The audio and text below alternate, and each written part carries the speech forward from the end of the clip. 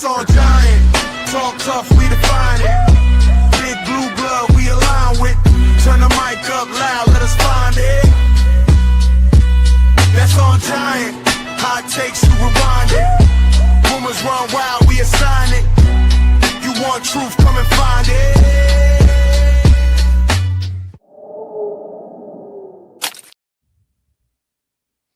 Hi, what's going on, Big Blue Nation sports fans and the 12s?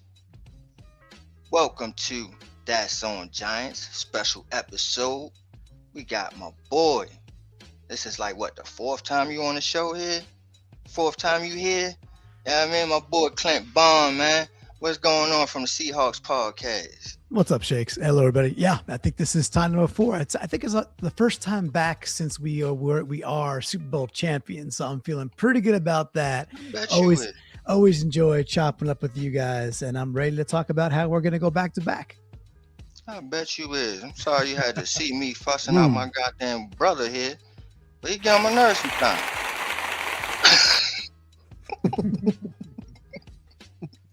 We also got, for the first time on our airways here, Miss Hangover is with us. What's going on, Miss Hangover? What's good? I'm ready to get into it. I bet you is. Y'all motherfuckers too happy for me. It comes with the territory. You know what I'm saying? Y'all hear me fussing and shit. You know what I'm saying? I'm yelling and shit. Y'all just all yeah, you know, it's all good. You know, it's just happy to be here, you know. You know why we're happy though? Because we did not care. I know that's right. Just win. Alright. Yeah, man. We also got LRP. His annoying ass today. Starting to bleed over from the backstage. You see that? Damn right, bro. Because that's what I do, man. Let me check the email. I'll check the email first. I'll see if I can find it. Yeah, check your email, Clinton. You know what I'm saying? Because everybody it's stuck in the metaverse. It's stuck in the metaverse. It ain't nobody else's fault. It's stuck in the metaverse because it's too large of a damn power. God damn it. That's all I'm saying. Ghost Dog, what's going on, bro? You're not much, man. About to get into this 12 topic and situations over here, man. You know what I mean? How they got there and if they gonna make it back and everything in between. You're a little shady with that comment. I don't know what's up with that. What you mean? Is they gonna make it back? What you mean? Is they gonna make it? It's a possibility, man. It's, you know, to beat the best, you gotta be to be the best, you gotta beat the best. And right now, they the best, man. That's just what it is. They got some things to deal with, though, right? Myles Garrett over here, but we're gonna talk about it. Oh, impossible. Sam Darnold coming, or not Sam Darnold, rather Aaron Donald might be coming. Yeah, man, we're gonna talk about it. We're gonna talk about it. All right. So y'all know how we do. You know what I mean? When we outside, we slip and slide. We slide. Slide to the left. Yes, slide to the right. So, it's what I want to know from y'all, man. 2 Seahawks fans over here. You know what I'm saying? How y'all feeling about the Super Bowl, and can y'all repeat? Ladies first, right? Sure. I would say repeating is, it's rare, but it's not something that we haven't seen the Seahawks do. We fell short of the second win the last time, but it's still something that I feel like we could very much be proud of. I feel like the possibility is there. Like, we finally have an offense that is balanced. We lost a few of our defensive players in the offseason, but I feel like our defense is still very much dangerous. This season should be very interesting because I feel like the Seahawks have set the bar for, how football should be played. And really everyone else just wants to go as hard so they can compete and join in. At the end of the day, I feel like everyone's kind of chasing Seattle now, and the standard has been set. I feel like the targets are on our back, and that's exactly how champions want it. So buckle up. Talking big out the gate. Yeah, I'm saying poking her chest out. Like that. How else are we supposed to talk, right? I mean, like, look, we run through the NFC West as many times as we have to. We know it's a good division, but shakes you ass. How does it feel? So I'll canvas that part. It feels amazing, right? This was, you had the odds on screen earlier there. We were like plus 6,000 to win the whole thing when the season started, and we did. But the way we got through it and went through it, like beating the Niners, like demolishing the Niners at home, taking down the Rams in a classic NFC Championship game, only to go back to Levi Stadium, which is now officially Lumen South, and win on the Niners turf and smoke cigars, in their locker room to host Lombardi again. So the feelings are great season, of course, but also, Sam Darnold did what he had to do, right? So, people still get on.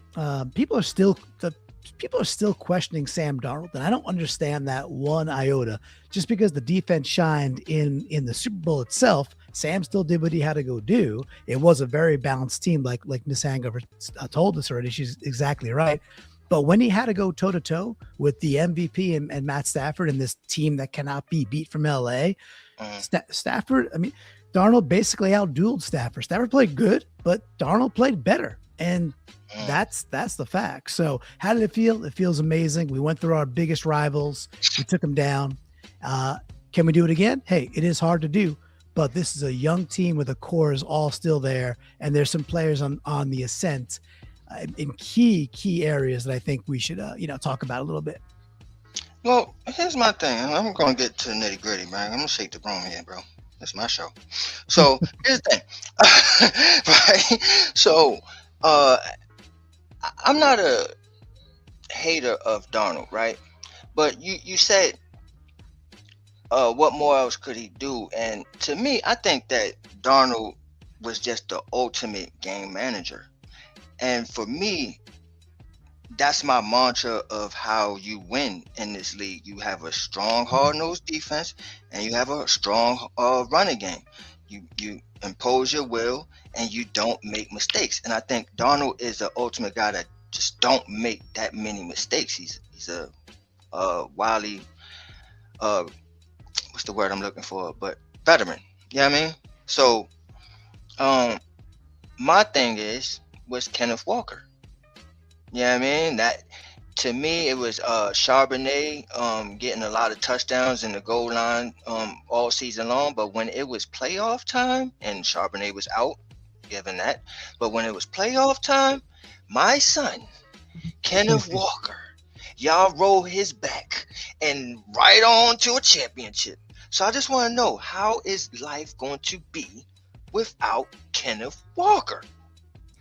I'll take this one first. So, I want to talk about Sam for one second. So in the NFC Championship game, this is Sam's line, right? 25 of 36, 3 touchdowns through the air, and they win 31-17. And oh, by the way, 0 points are scored in the fourth quarter in total. It was 31-27 into the third quarter. And then the Seahawks defense just does what they got to do, shuts down the glorious Matt Stafford and the genius McVay for an entire quarter of football. They can't even get 4 points. So, and we win. Walker's super dynamic, super talented, and one of Walker's best traits is that a lot of times when a play would have been -1 yards or -2 yards, he still found a way to make that +2 or +3 yard gains and get you get you into 2nd and 7s and 2nd and 6s as opposed to behind the sticks and like 2nd and 12. Because the run blocking, while it got better, and it really did get a lot better the last quarter of the year when Charbonnet heated up before the injury and then Walker took it over, the run blocking got better. It still wasn't by any means perfect, but it was getting better and ascending as the year went on with a really young line. So how's it going to be? Well, we got some solutions there. I'll let Miss Hangover talk about those. I'm pretty sure she'll probably want to. Canine's dynamic, but I think we brought backs in who could do the job too. I'm ready for this conversation. I know. So, life after Kenneth Walker for the Seahawks. I mean, what can I say? Seattle planned for this. after losing K9, they drafted Jadarian Price for this exact reason. He's the next evolution in Seattle's run game. And once Charbonnet comes back from injury, him and Jadarian will only complement each other. And Seattle's new motto is run it forward. And I feel like the duo, once they come together, they're going to have it in the bag. So my question off of that is, do y'all really think that Jadarian Price is ready to carry that load until Charbonnet is ready? I think that McDonald is going to make sure that he's ready. I think he can be, but this is also why you got George Halani, who, look, right now the Seattle Seahawks have the very best running back from Boise State and the very best running back from Notre Dame with Halani and Jadarian Price. And anybody want to come at me, it's totally fine. We'll let the stats show what they show at the end of this year. But we also picked up a sneaky good running back with Emmanuel Wilson from the Green Bay Packers. And, he might not be a huge household name, but guys and ladies, we're talking about running the rock, right? If you block well enough and you have a good scheme and Seattle's going to run wide zone again, just like they did with Clint Kubiak, now under, the new OC with Fleury, it's still going to be like a McVay and Shanahan style zone offense. You block that well enough and talented backs in the NFL could go do a job. Now, again, the dynamicism that K9 had where he could break a 60-yarder, that's why he got paid $14 million a year from Kansas City. But I think Emmanuel Wilson and Halani will hold the fort really, really well until Sharps is back and maybe Jadarian Price comes into a zone as a rookie. It won't shock me though if it's week 1 and we're looking at a stat line and Price is the leading carrier, has 15 plus touches week 1. That would not shock me one bit. He's not a lot of tread on the tire. He's obviously a strong back, the clear number 2 in the entire draft class. And, Seattle's got him for 5 years now because we take him with the last pick in the first round. So we get that 5th-year rookie contract. So I'm happy about it, Shakes. I do agree with the Emmanuel Wilson pickup as well. I remember I picked him up off the waivers in last year's fantasy, and him alone, just by himself, literally carried me through Josh Jacobs' injury. Nice. Which league was this, Miss Hangle? It was one of ours. I'm pretty sure it was. Was it like the one that I made or the one that ABSN made? It was the one that you made. Okay. All right, yeah. So that I won. You didn't win that one. Yeah, I mean, shout out to Pope. Yeah, I mean, but you did win the ABSN one. Right. Which was for the money. So shout out. Oh yeah, the other one. I got the two confused. That was my bad. And no, Seahawks fans just winning everything. I don't forget. I don't get it confused. I'm that's how I am. Fantasy. Yeah, I'm annoying with it. You'll see during the season. You know what I mean? We ain't really interact last year. And shout outs to you. You beat me in the playoffs. You know what I mean? So shout outs to her. But yeah, this year it's on. Anyway, right? We're gonna go back to this football, right? And we got E the Toast One from the Bronx with us. What's going on, E? You already know what time it is, man. Shout outs to everybody. I said I would come through, support, show love, because obviously I was called out and my credit report was ran yesterday. So let me come in here and get good graces. You know what I mean? With everybody on the panel. So shout outs to everybody, man. I'm just here to talk football. What's going on, everybody? Yes, I don't get fined. What's going on? No doubt. All right. So I'm gonna let some of my compadres ask some questions, but this is my last one to y'all. I want to know, how did y'all feel about JSN's breakout season last year, winning the Offensive Player of the Year? How do y'all feel about that boy? Because he showed he's like DK Metcalf who? So how do y'all feel about JSN? Why don't you take it? Are you talking to me? Yeah, go ahead, Miss Angela. Oh, okay. You go first. You go first. I got all right. I'm just getting all the love here. Sure. Alrighty. So I feel like he's I feel like it's not even just now that he's going to have a breakout season. I feel like he was already having a breakout season last year, and now everyone is finally just waking up. This is, the year that he will have even more chemistry with the quarterback that he's already built upon, Sam Darnold. So you're most likely going to see a higher catch rate, more reliability on third downs, and you may find Sam looking for him in those tighter windows. I guess with nearly 400 yards after the catch tells us that he separates, he's super dangerously fast, and he has the ability to turn short throws into big plays. JSN doesn't just catch the ball, he creates yards. I agree. It's just to me, I don't watch so much games, but when I do watch him, he's always open. So I'm like, how? How His does he yak get yards this is absurd, separation? bro. His yak yards is absurd. His yak is Yeah. 528 yards, man. Yak last year. It's crazy. Can No, I it's can crazy. I help you, Shakes, on the Yeah, reason why please this kid speak is on it. so Speak on elite? A lot of people don't understand the wide receiver position. They look at it as a position that just runs up the field, catches the ball, right? That's the casual fan. This kid has elite second level separation. Meaning is once he gets past 10 to 12 yards, he's a route running technician that you're going to have to latch on to that. Most cornerbacks cannot backpedal, mirror, and use the boundary against a guy who knows how to get into the field, hit soft zones, but most of all, help his quarterback out by coming back to the ball, but getting in a spot where he doesn't have to come backwards to get to the quarterback, but knows how to turn up the field actually when he catches passes. He has fluid movement, and his footwork is elite. Most people don't recognize receivers' feet have to be elite. When you look at the Ocho Cincos, when you look at the Odell Beckhams, when you look at those type of guys, he has that skill set that matches when it comes to elite footwork. So getting off the line of scrimmage, man press coverage, zone and crosses, especially curls, nines, this kid is going to hurt you.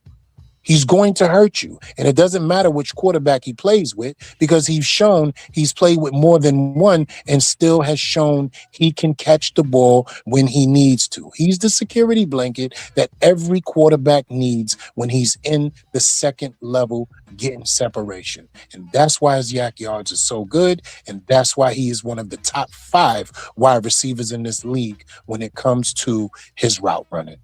Yeah, that's all exceptionally well said. And Shakes, I got a problem with it. Your graphics are money, by the way. So great job, whoever's doing these graphics. But the top of this graphic says, "Is a superstar breakout coming?" I think nearly 1,800 yards and offensive player of the year, where they can't even get him right. They call him defensive player of the year. While That's what I'm it's saying. disrespectful at this point. That he wanted to say that. He wanted to say it's disrespectful. Right. We No, can't for say sure. we can't And say it his is name right at the disrespectful. award. And It's all in the conversation, that's the topic and all that. You know what I'm saying? I'm yeah. not the producer, baby. You hear the producer standing up. You hear him, right? He's But, like, hey, listen. He's tucked away in Southeast Alaska, like the Seahawks are. Look, the points are all real right about JSN. The other element of him is that it is about his footwork. But it's also about like he wastes. There's no fat on any of his routes. Everything is as precise as it needs to be, and I mean that in a way that's like doesn't mean he doesn't run everything 100%. But sometimes he okey dokes the opponents too, and he has like these late movement skills that are absolutely elite. And he's not a huge dude, but he really knows how. It's not like going up 50-50 balls go and getting to the apex and bringing it down. He can do that. He doesn't need to though. But his body positioning when it is tight coverage to get a little hand separation is elite. There's nothing wasted with this guy's game. And then he's got incredible hands on top of that. And he knows how to find the zones, and he's a QB's best friend. So the nice part about this Seattle Seahawks team though is I realized that, hey, this is going to be an audience that doesn't know the Seahawks all that well. They see JSN, they see Darnold, then we talk about K9. But look, you got Torrey Horton Jr. coming back for year 2, who was really good year 1 until he got a shin injury. But he had 6 touchdowns in 8.5 games essentially in year 1. All right. You got Cooper Kupp coming back. We know who he is. You got Shaheed coming in now for a full year with Sam. and you got AJ Barner as emerging tight end pass catcher. This is a good room. So the nice part is we don't need JSN to go 1,800 again. If JSN is like 1,400 but 12 touchdowns, it's all good. It just means the ball's going elsewhere, and I don't think he's going to care that much because now he's getting like what, $45 million a year, so he's okay. He's happy. Yeah, well deserved, man. Almost 1,800 yards. It's not. May I ask the Seattle fans a question? I would like to just call you out of 12s. Can I ask the 12s the question? Of course. Sure. Okay. Everything that you guys did, and shout outs to you guys. You guys are the NFL champions. There's nothing to talk about. You have an elite defense. But what I would like to know is, during the draft process and everything that has already taken place in free agency, do you guys feel that you got any additions to bring this team to even a higher level? Is there anybody that you see you guys got during the offseason or drafted that will allow you guys to maintain the success that you just had over this last season? I'll take a stab first. So I think there's a couple of ways to go with it, right? So I think most people would know when you look at Seattle's offensive line and Anthony Bradford as the right guard is the element that's like, okay, you could improve there. So Seattle goes out and it's a 5th rounder, but look, if you're going to take an offensive lineman in the 5th round, he might as well be a big corn-fed boy from Iowa. And they go get this guy, Bo Stevens, who Iowa's all about the zone offense. So does that mean he's going to be replacing Anthony Bradford? It does not. It just, we got some more depth there, and may the best man win. So that's one. Yeah, I mean, yeah, Bo Stevens is pretty nice, right? To get him in the 5th round feels like a steal. So we already talked about Jadarian Price, so we'll see about that. Look, I think a sneaky good move that I really like very recently was we went and got Dante Fowler. So we lose Boye Mafe because look, what the Bengals pay Boye $20 million a year, which is, hey, go get your bag. That's great money. But he was our 4th defensive edge, right? So he's our 4th edge. We just re-signed today Derek Hall on a much more team-friendly deal, who is our 3rd edge. We bring in Dante Fowler, who is a good veteran presence. And the last thing I'll say about that is Mike McDonald knows how to get like the very last squeeze out of the veteran defensive edges, like Van Noy and Clowney, DeMarcus Lawrence last year. So yeah, I think this team could still be even a little bit better on the defensive front, that's where NFL games are won and lost. So that's where I go with it, but love the question.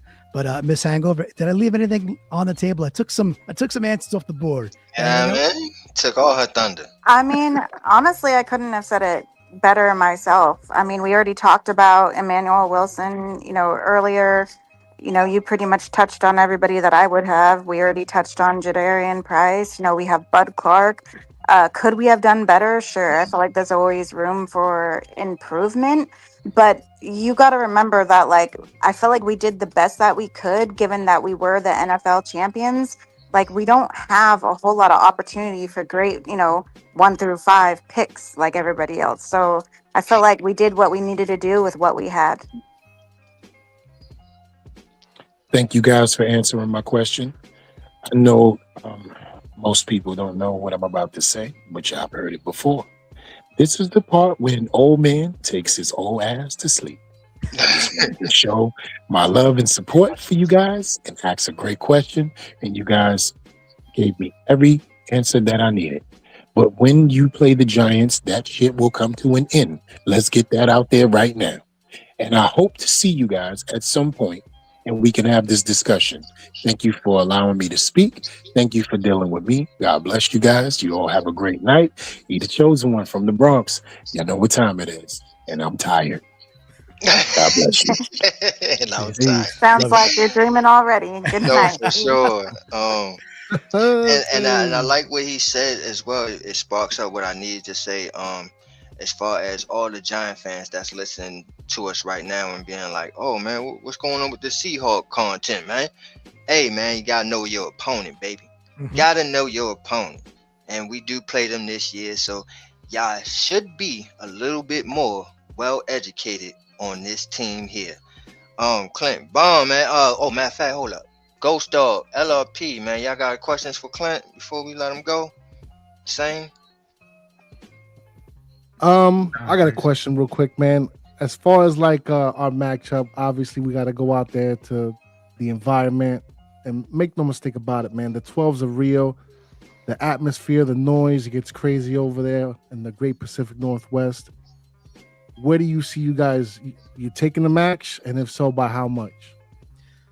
I mean, the game's December 13th, right? So there's a lot of football to be played. So we got to see what Harbaugh brings to the Giants. I'm a believer in getting a steady coach there. Like, look, I like what I saw from Jaxon Dart, guys. So I'll give you a prediction. The prediction is I think Seattle will right now, sitting in June 2nd, I think Seattle's a better team on paper, they have way more depth than the Giants do have. But the Giants have talent. There is talent on that roster. How healthy are they? Is it Scatterboo back and running at full speed by mid-December? We'll see. He changes the game. But I like the direction of where the Giants are going. I mean, I live in Connecticut. I grew up in Long Island. I was born in Queens. My dad was a Giants fan. He recently passed. Big Giants fan. So I grew up with Big Blue in my house. So I have a soft spot for this team. Sorry from your father, bro. Yeah, man. Sorry. All good. I appreciate it. He's a big blue guy. So, but I like what this team is cooking, and I think they're like when you guys decided to not re-sign Wan'Dale Robinson, and someone's going to go give him $20-something million. I like Wan'Dale Robinson, but there's 22 dudes every single year coming out of college who can catch balls in the flat and be quick.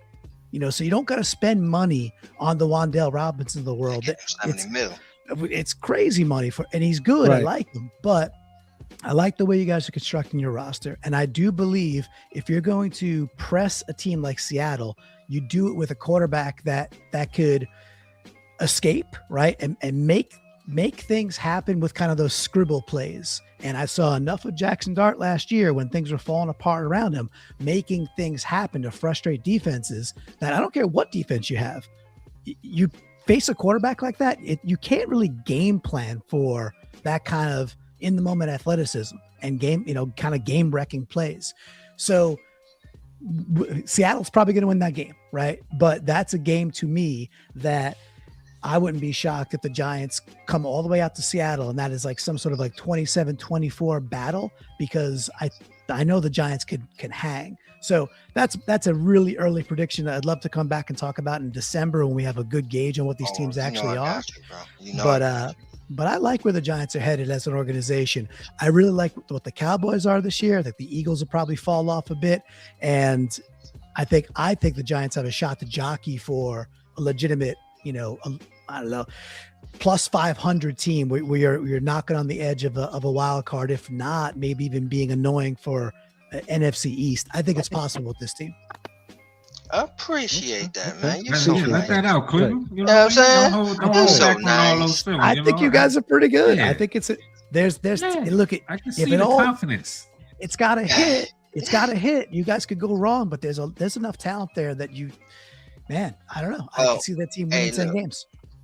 We appreciate the flowers, Clint.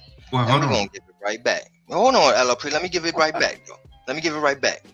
We has no chance in hell in beating y'all in Seattle. Listen, I'm just being real with it. We will not be beating y'all in Seattle. It's just not going to happen. It's not going to happen. So, shout outs to y'all. Yeah, I mean, it should be a good game, but I expect y'all to win. So, there's your flowers. Go ahead. It was unanimous over here as far as that matchup when we did a review of the schedule. But I did have a caveat. LRP was out. He was on one. He was in. I'm sorry, Clint. Y'all gonna take an L that day. Yeah. But however, it was a caveat though. I say this: we're gonna lose in the regular season, and then we're gonna see each other again in the playoffs. Take it away, LRP. Go ahead. No doubt. My question was, you guys didn't change any coordinators, right? You still got the same crew. No, we did. So Clint Kubiak walked to become the Raiders OC. Yeah. Right. So we only had 1 year with Kubiak. He wins the chip and he gets the job with the Raiders. They brought in Brian Fleury, who is from the Shanahan 49ers tree. So very similar offensive philosophy. He was their tight ends coach, but Fleury has an interesting background. He was there for 7 years. He also he was like a defensive guy for many, many years. So he's taught the defensive side of the ball, then migrated over to offense and became a tight ends coach. And now he's getting his first shot. So there's a big, like, we don't know, it's like Clint Kubiak was pretty proven and obviously had a really, really solid year. Folks don't realize Seattle scored the third most points last year in the league. Third most. Like, that's a lot of points. And people, only think about the elite defense, but we scored the third most points in the league. So that's a big unknown, guys. We think we got the right guy, but you don't know until you're sequencing plays, and can he pull the right play at the right time? I'll give one quick example. In the Super Bowl, the one offensive touchdown that Sam did throw was that beautiful like flag route to AJ Barner. And the entire game was setting up that play. And there's lots of good documentation about how Seattle kept running like a wide zone to that right side. And it was all to set up this one moment to spring AJ Barner in the corner of the end zone for the touchdown. That's Kubiak being Kubiak, really, really patient, and then hitting it when he had to make it 19-0. Can Flory do that? Guys, I have no idea what Flory can do as an OC just yet. It is wholly unproven. He's got the pedigree. Apparently he's like a whiteboard wizard, but when he has to put it all together on game day, we don't know yet. That's a big scene missing. We'll find out soon. I know that's right. Same here with Matt Nagy. So that's why I say we're going to probably win that game when we do play each other because of those two factors for both of us. So may the best team win. But appreciate it. No doubt. Hello, P. Yeah, man, he ain't drunk today. He ain't drunk off that blue Kool-Aid today. Or maybe he is. Or maybe There's women in the bed. You never know. You never know. Maybe he is. I'm the same either way. So you never know. No, for sure. Same difference, though. You got something for Clint? Yeah, man. What's up, man? Thanks for coming through, man. Appreciate you. You got it. What's up? I know your team got depth. You do have depth on both sides of the ball. But if there was a position where you would have lose a guy, yeah, I got an answer. Yeah, it's our DB room, right? It's our corners. We lose Tariq Woolen, and you can say what you want about Tariq Woolen. He's he is a heck of a man corner. Not really aggressive enough in the run game to fit what Mike McDonald wants out there. And look, the NFL kind of proved it because he only got a 1-year deal with the Eagles for $15 million, where people were talking about him as a $20 million, $25 million multi-year corner. I'm shocked about that. So yeah, me too. I thought Tariq would get more in the open market. So we lose Tariq Woolen, we lose Kobe Bryant. We actually have a really good player there with Ty Okada, so less worried about safety, and Julian Love and Nicky Manwari, who's just crazy in that kind of star position. But really, we got Witherspoon and we got Josh Jobe. So we got a really good one too, right? But it's the depth. It's a very deep team, except for at cornerback. It is just not that deep. It's a bunch. After that, it's a bunch of guys that like the Nehemiah Pritchett's of the world, where Giants fans go, "Who the heck is Nehemiah Pritchett?" Right? Mm-hmm. Dudes like that. We drafted Julian Neal. Cool. He looks good. He's a physical, long, strong cornerback. He's a rookie. So if Jobe or Witherspoon, knocking on all the wood, were to get hurt, there would be sincere weakness right in the cornerback room, and teams could, like a team like the Rams, could they already pick on it anyway, so they could go pick on something like that. That's a big fear. I think Schneider would have to make a midseason trade if one of those two dudes gets hurt. Actually. Okay, man. Yeah. All right, because I was thinking when I was thinking about the team, like, yeah, you do got quite a bit of depth, but every position can't be in. Yeah, that makes a lot of sense, man. All right, man. Thank you.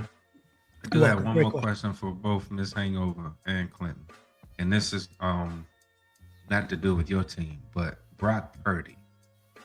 Earlier you said something about I think Brock Purdy. Purdy. I'm going to ask you guys to speak about Brock Purdy real quick. All right, let's do it. I love it. Because Sam Darnold had a hard road to where he got, and where he was drafted this, that, and the third, and performance, etc.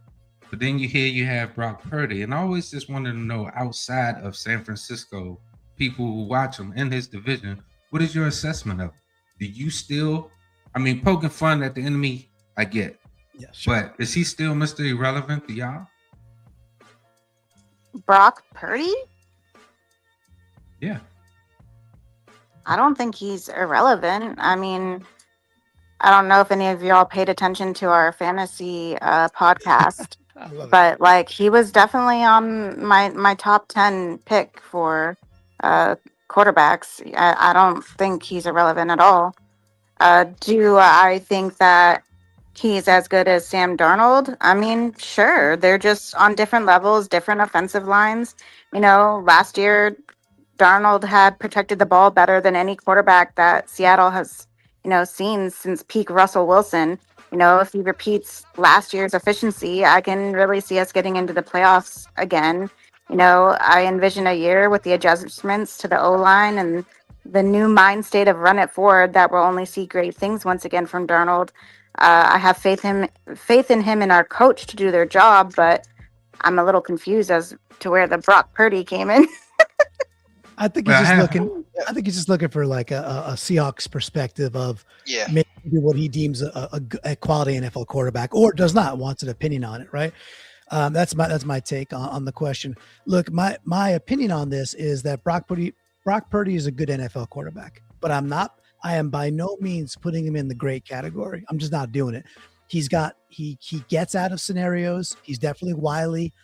He has an okay arm. It is not great, but usually it's like enough to get the job done arm. So I'll tip the cap there and say he's a good NFL quarterback. However, Brock Purdy, when you heat him up, he melts down pretty quickly, guys. On the Seahawkers podcast, we call his interceptions Purdy turdies, and he will throw you 2 to 3 a game that you really ought to come down with, as long as you heat him up a little bit. So between because this year we played the Niners late both times. We played them. We played them to start the season. That was a super close game that Seattle lost, game 1, whatever. We played him the last game of the regular season, and we turned around and played him the first playoff game. So we won it at San Francisco to capture the division. We beat the pants off of them at home to move on, like 41-6. He's a good NFL quarterback, but he is by no means like an A+ or S tier guy, in my opinion. He's good. I don't think he'll ever be great. And when he plays Mike McDonald, he gets reduced down to pretty meh because we heat him up and he gets frustrated. I feel like also like their O-line was struggling last year. So I feel like that is also going to hinder his stats and how good he does as well. They should draft better. Put some focus on the offensive line, not just rely on like 82-year-old Trent Williams. I think they have challenges. I think you're right, Miss Hangover. They have challenges along the offensive line still. I'm excited for Seattle to keep exploiting it. But again, he's a pretty good quarterback. Let me shake the room off that question, though. And I'm sorry, LLP, but let me shake the room here. Pick a quarterback. Who's better? Brock Purdy, Jalen Hurts. Go. Ooh, okay. Oh, man. That's a hard one. Oh, my God. I would say, are we talking about, what year are we talking about? Because if you're talking about 2023 Purdy. I'm talking about right now. 2023 Purdy. Well, right now, I would probably have to say Jalen Hurts because, they went, Super Bowl. I'll take Purdy right now. I'll take Purdy. And I think Hurts, it was hurt by, I don't think much of Sirianni as a coach. I think he's actually a below average. He's a poser. Just say it. He's a fraud. I don't think he has the locker room either. You could be a bit of a douche and have the locker room. I think he's a bit of a douche who does not have the locker room. That's a terrible combination. That's a terrible combination. And they had no OC last year. Seemingly they made an improvement. Hurts has been a baller though, right? He should have won two Super Bowl MVPs. The first game they should have beat Kansas City. So I can't take it away from him. But if you're saying right now, I probably still take Purdy. And I do like Hurts. I like what he does. Hurts throws the ball to the outside, to the boundary and the flats really, really well. Does he? But I think Purdy's a bit of a better processor and runs the system better than Hurts has. However, man, I don't know, guys. You guys, what do you think? If you put Hurts with Shanahan and gave him a year to understand that system, how high of a ceiling could Hurts have? I'm not a Hurts guy. I think he's a bum. So that was where my question came from. Bumskis. And I take Nah, I that. won't. I take that time. No, go ahead. Go ahead. So, No, you good. Go ahead, Go Arthur. ahead, okay. I'll go after. oh, okay. Now I was just taking this time to explain my question as well. It's like what we just heard was an honest assessment. And I think high level, high quality analysis on a player where the pundits half of what I do secretly is to destroy the pundits and how lazy some of their analysis and things that come out of their mouth say. But you just heard from real people. Or I just appreciate both y'all's answer and response. And whenever I hear the pundits talk about that individual, it's just lazy. But you guys gave it a real world look, so I appreciate it. Got it. Thank you. Yeah, Shout no, for out sure, to man. Clint. Born in the Shout Seahawks out to Clint. podcast. All right. Before I ask him to give a closing statement, anybody else got one more question for Clint? Nah, I'm good. Everybody good? We got all the content out. We squeezed all the juice out the out the orange. We squeezed it all out. All right. Well, thank you, Clint, man. We appreciate you, man. Give us a closing statement, man. How you?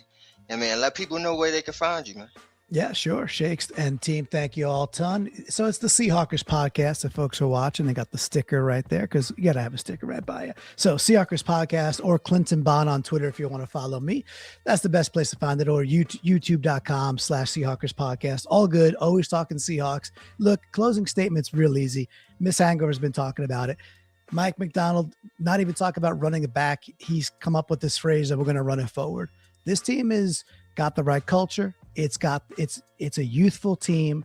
It is very, very well coached, very disciplined, very deep. They're going to be a problem again in 2026. The NFL is super hard to get back and repeat and stay healthy and do all those things. However, man, they're doing all the right stuff to be in a really good spot to go at this. We didn't even get to talk about Myles Garrett, now going to be the biggest villain. But I could say this, guys.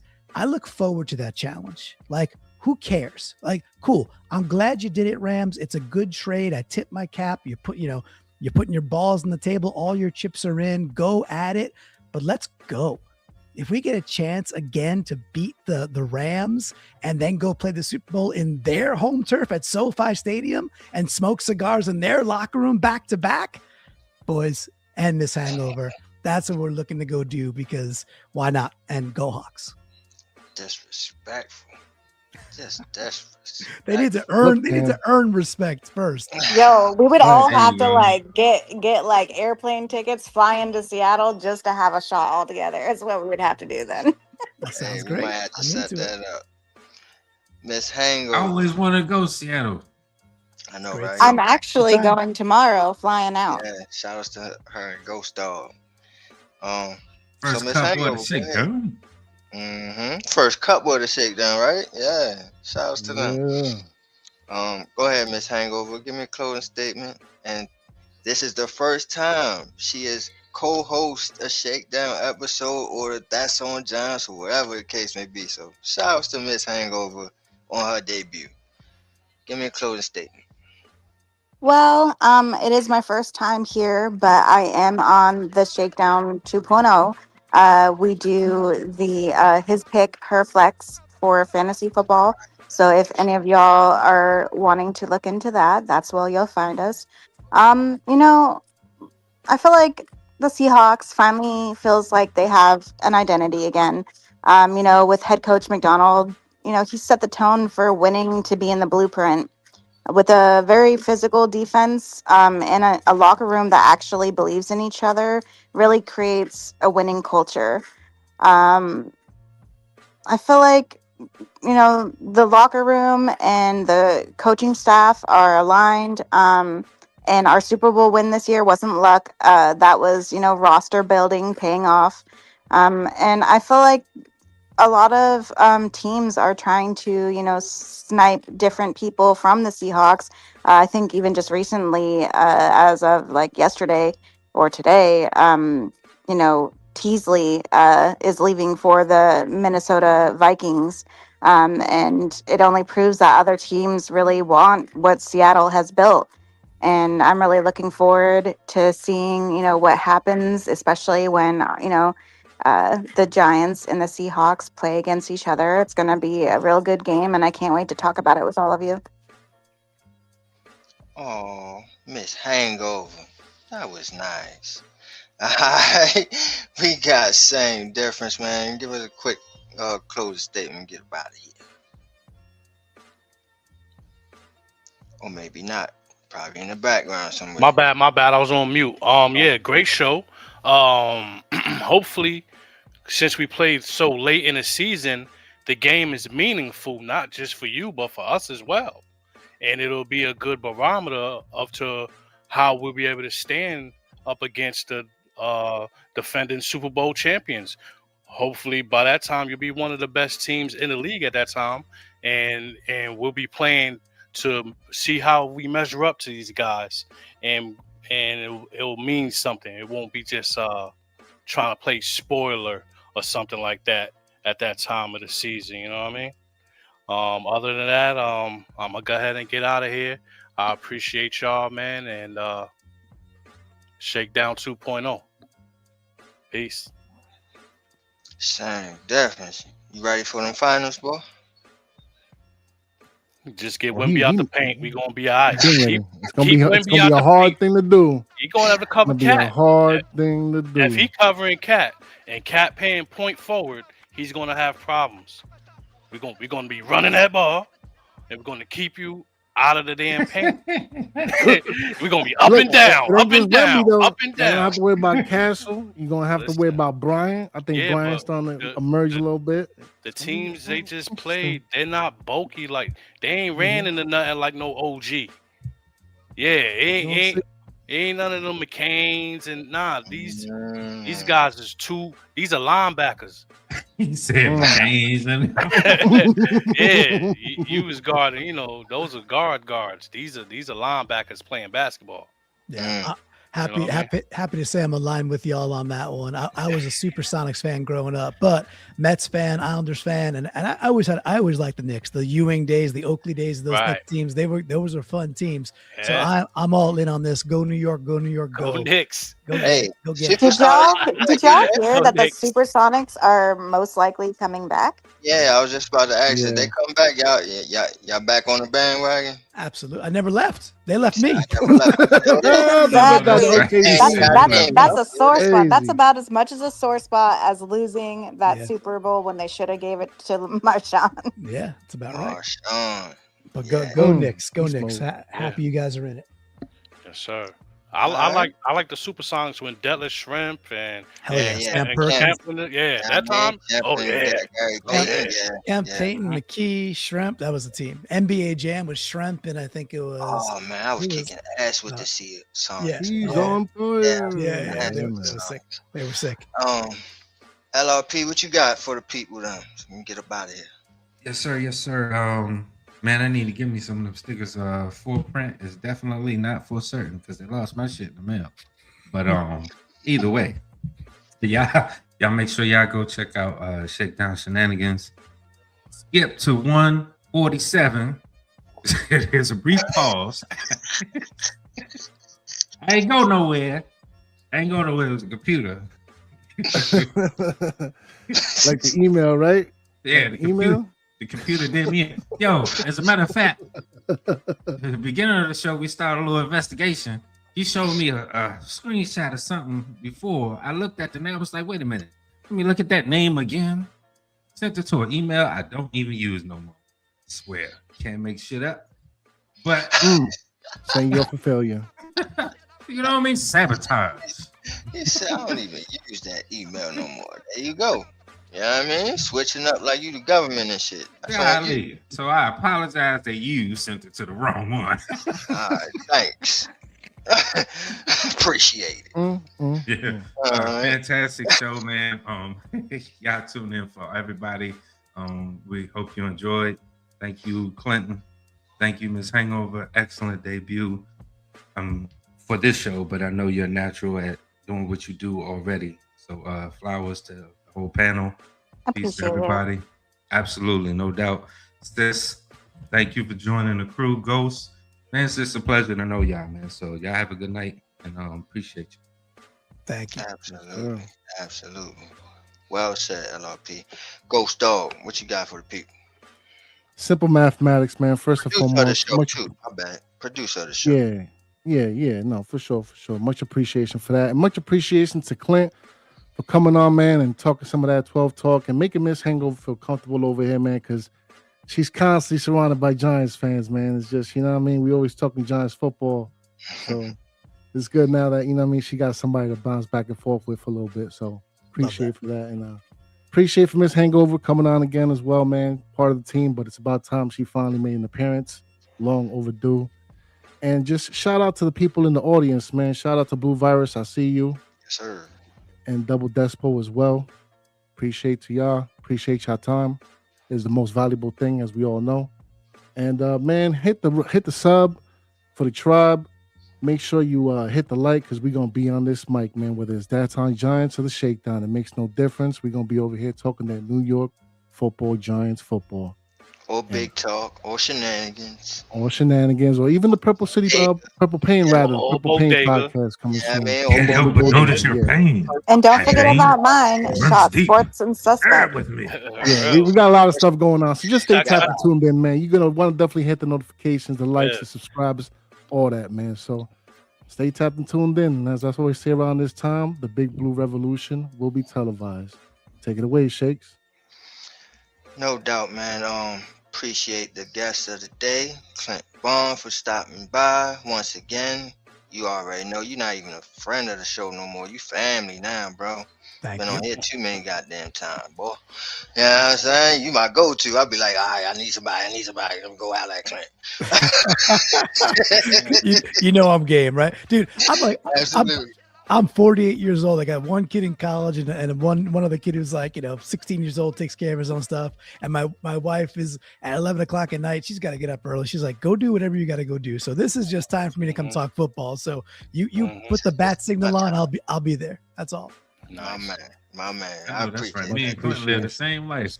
And you don't right, fucked up. like we all do. You know you don't fucked up, right? You know you don't fucked up, right?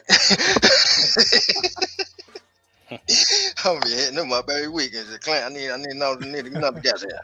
But nah, man. But seriously, shout outs to y'all, man, and shout outs to the crew.